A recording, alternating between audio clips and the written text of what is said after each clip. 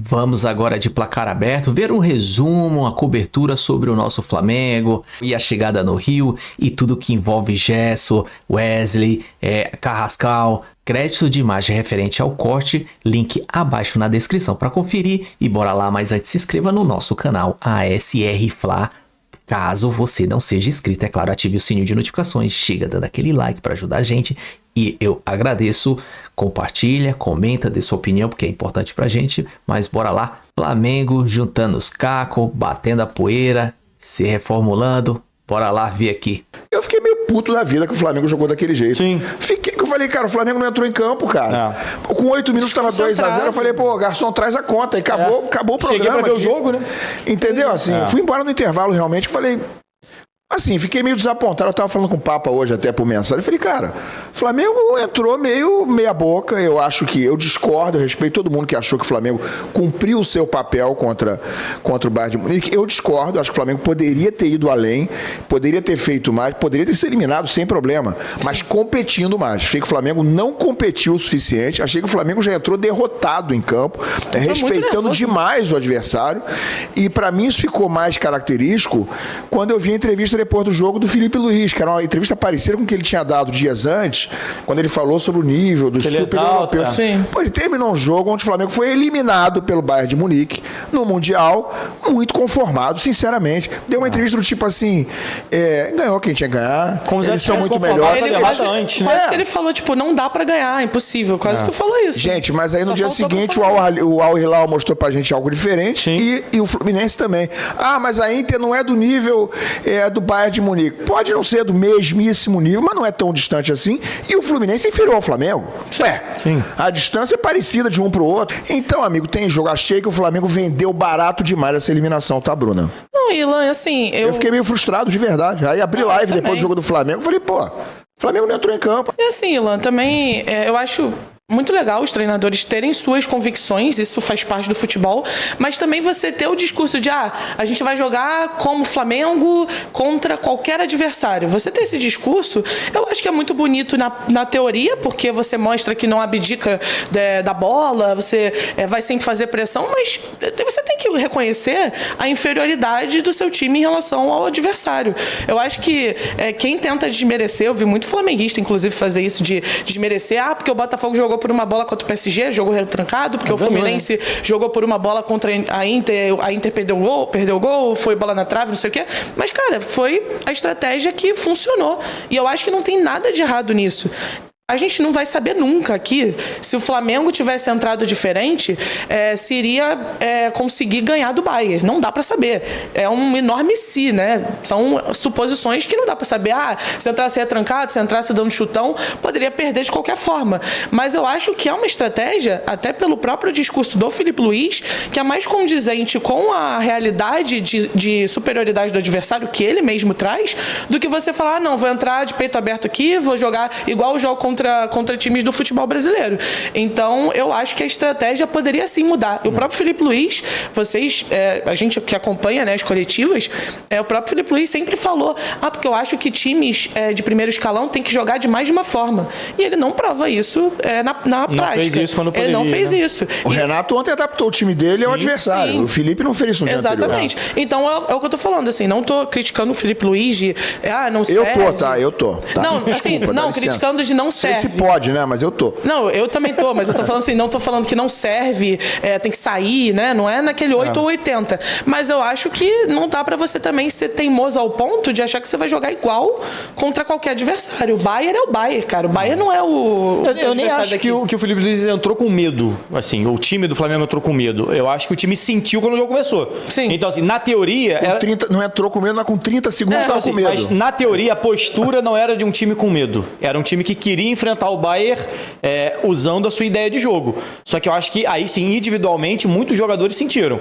Quando começou a pressão do City de marcar em bloco mais alto, eu acho que eles não estavam prontos para aquilo. Porque o Flamengo é um time que está acostumado a fazer o inverso. É o Flamengo que sobe linha de marcação e vai lá incomodar o time adversário lá no campo dele. Quando o Flamengo se viu pressionado no seu campo, e sem conseguir sair, porque uma coisa é você talvez treinar com seu time reserva, você fazer isso num time, às vezes num jogo com nível inferior aqui no Brasil. Quando você pega um time organizado como é o Bayern de Munique e você começa a ver que, opa, quando eu recebo a bola já tá o Upamecano chegando aqui, tirando a bola, fazendo interceptação, o Wesley quando recebe já tem sei lá, alguém chegando, o Goretzka chegando a pressionar o passe dele, eu acho que alguns jogadores começaram e aí começou a não conseguir mais sair de trás. E aí vem a pressão do Bayern, aí vem 1-0, vem 2-0, 9 minutos, aí o time sentiu. Sim. Aí eu acho que ali, aí o Bayern também falou, beleza, fiz o que eu tive que fazer em 10 minutos. Não preciso continuar a pressão. Depois de um tempo o Flamengo foi ali, conseguiu crescer um pouquinho no jogo, o Bayern diminuiu a pressão, mas foi realmente isso. Depois o Bayern soube levar o jogo da maneira que ele queria. O Flamengo foi bem, conseguiu fazer o seu gol, diminuiu, aí o Bayern volta pro jogo e faz o terceiro. Teve o milagre do Neuer, né? O Neuer faz a defesa. O Neuer sendo Neuer. Pois é. E aí começa, mas era sempre que o Flamengo ameaçava impor alguma coisa, vinha uma resposta do Bayern. Aí vem o domínio de um time que realmente é muito superior. Mas eu concordo muito com em relação a essa... Não vou dizer que é uma teimosia do Felipe Luiz, mas me parece que o Felipe Luiz quis mostrar mais o trabalho dele do que realmente fazer um time vitorioso. Acho que ele quis muito mais falar, olha, o meu time consegue jogar dessa maneira, vou apresentar para o mundo, porque ele é um treinador novo, que o mercado europeu conhece ele como jogador, mas talvez não conheça como treinador. Ele tentou implementar a ideia de jogo para o mundo, como o Diniz fez, inclusive contra o City. Eu vou jogar da minha maneira, independente do resultado. Tem aquele... coragem para jogar, né? Então a gente vai jogar com a bola nos pés. Mas aí você corre o risco de não ser o suficiente para você vencer o jogo. Com o Fluminense, com o City foi a mesma coisa. Com o Flamengo, que tem mais qualidade, não foi um 4-0, não foi uma goleada, mas foi um 4-2 também. Garoni, até a gente vê isso até aqui no Brasil mesmo. Times inferiores ao Flamengo que enfrentaram o Flamengo com o peito aberto, geralmente levam goleada. Sim. Então por que o Flamengo, para enfrentar um adversário como o Bayern, que não tem aqui no Brasil, não tem nem perto desse nível, vai jogar da mesma forma? É mais importante você chegar no final e falar, não abdicou do estilo de jogo, jogou pra frente, jogou de igual para igual, do que ganhar igual o Fluminense, do que ganhar igual o Botafogo. Pegar a coletiva do Felipe Luiz, né, depois do Central Córdoba, por exemplo, ele vai falar, é difícil você enfrentar uma linha de 5 defensiva, é difícil você ultrapassar um time que joga mais recuado e marca em bloco baixo. A pergunta então por que não fez? Quando enfrentou Foi o que o Renato fez ontem, né? Não precisa nem fazer o jogo inteiro, não precisa nem fazer o jogo inteiro. Eu acho que era muito mais primeiros 15, 20 minutos. Controlar o jogo. Deixa passar esse abafo amansar inicial. A fera. Fica lá esticando bola pro Gonzalo e bota o Gonzalo pra correr, apostar a corrida com o Upamecano. Vai cansando a defesa dos caras. E pra segura. E pra mim não entra na cabeça o Flamengo ter um banco como tem, com Pedro, com Cebolinha, com Michael, fora companhia limitada, e terminar o jogo. Cara, você não pode morrer. Você tá morrendo no Mundial de Clube, você morrer com o Pedro no banco de reserva. Desculpa. Não tem como. Cebolinha e Michel, tudo bem que não tá jogando nada. O Pedro não tá na melhor forma dele. Gente, se você não usar o Pedro... 4-2. Os caras fizeram 4-2. Tava 3-2, tava ali o jogo pau a pau, os caras fizeram 4. Olha pro banco e chama 2. Amigo, você vai morrer com substituição no banco, com o Pedro no banco. Pois é. O cara não pode entrar os últimos 10, 15 minutos junto com o Cebolinha ou junto com o Michael pra tentar fazer alguma coisa? Entrar dois caras descansados. Ele não tem intensidade, pô, mas aí tem qualidade. Sim. Mas o Michael não tem intensidade, o Cebolinha não tem intensidade. Bota dois caras ali e vê o que acontece. Tá perdido. Pulmão novo, perdido e meio. Esses dois, até o caso, é porque eles realmente não estão bem, né? Mas o Pedro é muito mais nessa questão da intensidade. Ô, Bruninha, mas o Michael e o Cebolinha não estão bem a ponto de estarem piores do que um jogador que tá jogando há 80 minutos ali? Duvido. Não acho possível. Eu acho que tá. Intensidade. Eu acho que tá. Não, eu acho que não.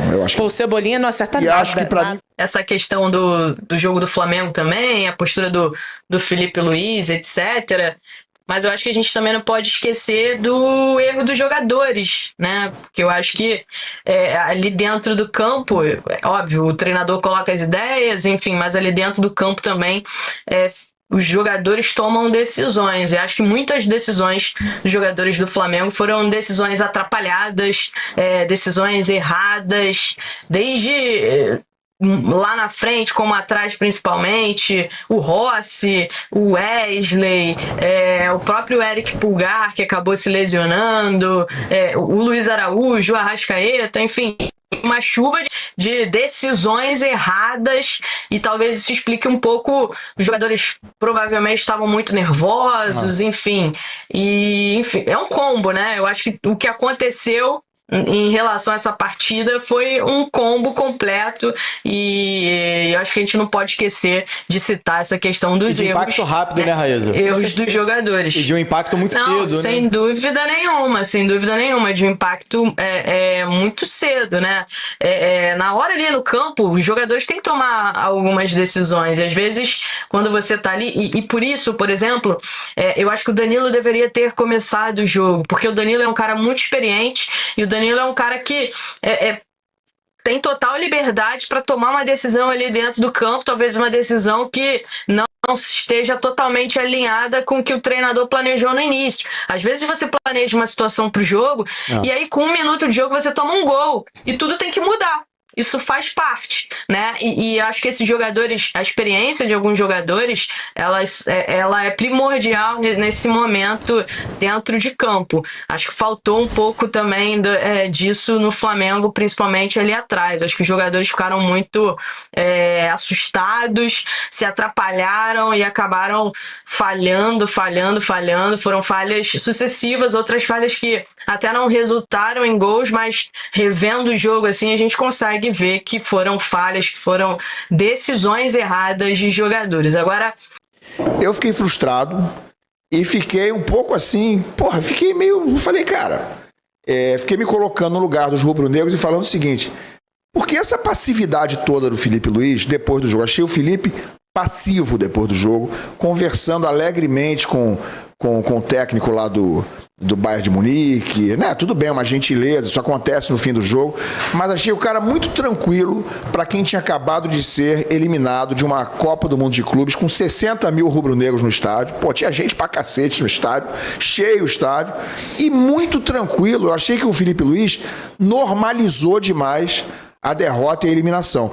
Não teria problema o Flamengo ser eliminado, mas achei que competiu menos do que deveria, achei que foi uma presa muito fácil, parecia que ele dirigia um time que não tinha nenhuma obrigação de competir com o Bayern. Eu acho que o Flamengo não tinha obrigação de se classificar, mas competir é outra coisa. Eu acho que o Flamengo tinha a obrigação de competir. Não há questionamento em relação ao trabalho do Felipe Luiz. Aliás, a ideia é voltar a conversar sobre renovação de contrato. O Flamengo já tinha manifestado interesse antes da Copa do Mundo em renovar o contrato do Felipe Luiz e agora, né, o Flamengo vai retomar essas conversas para renovar o contrato dele, que vai até dezembro desse ano, e há ali também uma questão de aumento salarial para ele. O Flamengo entende que chegou o momento também de dar uma valorização salarial para o Felipe Luiz. Sobre a questão da passividade, etc., isso aí já é uma questão de perfil mesmo, né, Ilan? Esse é o perfil do Felipe Luiz. Em relação ao jogo, né, eu trouxe aqui minha opinião sobre isso, e eu acho que o Flamengo não jogou de igual para igual. Muita gente fala, jogou de igual para igual. Não acho que o Flamengo jogou de igual para igual contra o Bayern. Em nenhum momento da partida eu vi o Flamengo com chances reais de empatar, ou principalmente de virar o jogo diante do Bayern, de vencer o jogo. O Flamengo em nenhum momento durante o jogo esteve perto de vencer ou de empatar com o Bayern de Munique. Isso é um fato. Tem também, Elan, discurso do clube, né? O próprio discurso do diretor de futebol, do José Boto, é um discurso de que foi tudo muito positivo, que o Flamengo mostrou seu estilo para o mundo. Aquele papo também que você conhece, que o Fernando Diniz, na época, trouxe, né? Quando teve aquele duelo contra o Manchester City. O próprio Felipe Luiz, ele faz ele participou do Charla Podcast depois desse confronto do Manchester City, e ele tem algumas falas em relação a esse jogo, criticando essa postura do Diniz de não mudar o estilo nessa partida, porque é até curioso, né? Teve algumas pessoas que recuperaram essas falas dele em relação à postura do Fluminense diante do Manchester City, na ocasião com o estilo de jogo do Fernando Diniz, mas acabou que se repetiu um pouco disso durante essa essa Copa do Mundo dos Clubes. Se a gente for fazer um balanço geral assim do Flamengo na competição, eu acho que o Flamengo na estreia teve um tempo muito bom, o segundo tempo contra o Esperance não foi tão bom, mas teve um primeiro tempo muito bom, fez um ótimo jogo contra o Chelsea, um grande jogo contra o Chelsea, depois um jogo bem mais ou menos ali com Los Angeles, era um time alternativo, bem mexido, mas foi um jogo mais ou menos, e aí com o Bayern de Munique, na minha opinião, não foi bem, né? Não jogou de igual para igual e acabou sendo eliminado. Muita gente esperava mais do Flamengo, eu mesmo esperava um pouco mais do Flamengo. A participação do Flamengo na Copa do Mundo de Clubes. O do Flamengo eu não consigo dizer que é uma decepção porque foi pro Bayern. Flamengo satisfatório, é isso? Dá pra dar um meio termo? Qual é o meio termo? Pode criar um meio termo. Regular? Regular, é. Regular. Acho que é regular. Pra você, Garoni? Cara, eu acho as duas satisfatórias. Eu acho que tem que olhar o todo. E assim, o Flamengo é a mesma coisa, porque assim, passar pelo Bayern era muito difícil. Eu não acho que o Flamengo jogou mal, eu acho que o Flamengo foi muito mal nos primeiros 15 minutos, mas aí, obviamente, cobrou-se um preço por isso. Uma coisa é você jogar mal 15 minutos contra um time do Campeonato Brasileiro. Outra coisa é jogar mal 15 minutos contra o Bayern. E aí se abre um 2-0 ali que é praticamente irrecuperável. Mas o Flamengo jogou muito melhor do que o Chelsea. O Flamengo se classificou em primeiro na segunda rodada. Acho que nenhum outro clube da Copa do Mundo de Clubes conseguiu fazer isso. E caiu para o Bayern. E não foi atropelado pelo Bayern, foi atropelado nos primeiros 15 minutos. Mas acho que foi um time que, se não passou perto de empatar, até teve aquela bola do Bruno Henrique quando estava 3-2 ali, mas em relação ao volume de jogo, se não passou perto de empatar, eu acho que foi um time que teve seus erros contra o Bayern, mas que ainda assim perdeu no 4-2 do Bayern, que eu não acho nenhum absurdo. O Bayern mete 6 na Bundesliga, semana sim, semana também. Então, assim, e fez um jogo ali, talvez de uma maneira diferente do que a gente imaginava, com mais erros do que a gente imaginava, mas numa situação que eu não estava habituado. Então, assim, eu vejo como satisfatória a campanha. A do Flamengo eu acho um pouco mais... ficou devendo um pouco mais do Flamengo. O Flamengo, por quê? Porque eu esperava mais do Flamengo. Acho que o Flamengo hoje, em junho de 2025, é um time melhor do que o do Botafogo. É um time que chegou com o cartaz de ser o melhor time brasileiro. De fato, deu azar no cruzamento. De fato, enfim, teve azar nessa cura do chaveamento. Mas aí a questão é outra, já falei aqui. Não é porque o Flamengo foi eliminado pelo Bayern. É a forma como ele foi eliminado. Então, fiquei com a sensação de que o Flamengo não deu tudo o que poderia dar. E se fosse eliminado competindo, fazendo um grande jogo, mesmo que fosse 4-2, mas não desse jeito que aconteceu. Eu não vi o Bayern fazer um grande jogo também contra o Flamengo. Acho que o Bayern dosou. Depois fez 2-0, meio que treinou, né? E quando precisava acelerar um pouquinho, acelerava, fazia o terceiro. Acelerou mais um pouquinho, fazia o quarto. Aí parava de novo. Então, eu vi o Flamengo como uma presa fácil. E eu não esperava que isso acontecesse pelo potencial, pelo grande time. A Raíza falou que o Al Hilal é um grande time, mas o Flamengo também é, na minha visão. Então ele pode não ter o nível do Bayern de Munique, pode não ter o nível do City, mas o Flamengo é um grande time, é provavelmente o melhor time da América do Sul, né? Pelo menos em 2025. O melhor time da América do Sul, e alguns dirão com alguma folga, não pode ser tão pior assim do que o Bayern, não pode ter esse abismo tão grande que se verificou no jogo com o Bayern. Essa é a minha visão. Muita gente pode achar que tem esse abismo, eu acho que não tem. É uma questão de viralatismo. Achei que o Felipe meteu na cabeça dos caras, acabou incutindo na cabeça de todo mundo, meio que sem intenção, um certo viralatismo que já estava bom, que o Flamengo não tinha obrigação nenhuma. Claro que não tinha obrigação, mas tinha obrigação de brigar mais. Isso tinha. Fala, eu ia falar exatamente desse ponto. Eu acho que foi algo que já vem não só do Felipe, mas da diretoria. E assim, gente, óbvio que não tem obrigação. Mas uma coisa eu acho que uma coisa o analista falar: nenhum clube brasileiro vai ganhar o Mundial. Claro. Outra coisa é dentro do clube você ter um discurso de é impossível. Raíza, me conte sobre Gerson. Raíza, tá tudo certo? Acabou a era Gerson no Flamengo, é isso? Detalhes, por favor. Acabou a era Gerson no Flamengo, né? A saída dele já estava muito bem encaminhada antes da Copa do Mundo de Clubes, era realmente uma questão ali de tempo, né? Até terminar a disputa a participação do Flamengo na competição, e logo em seguida o Zenit faria o que tinha avisado a todo mundo que faria. Faltam questões burocráticas para que o clube torne isso tudo oficial, se pronuncie também oficialmente sobre isso, mas o Gerson acabou a história dele no Flamengo.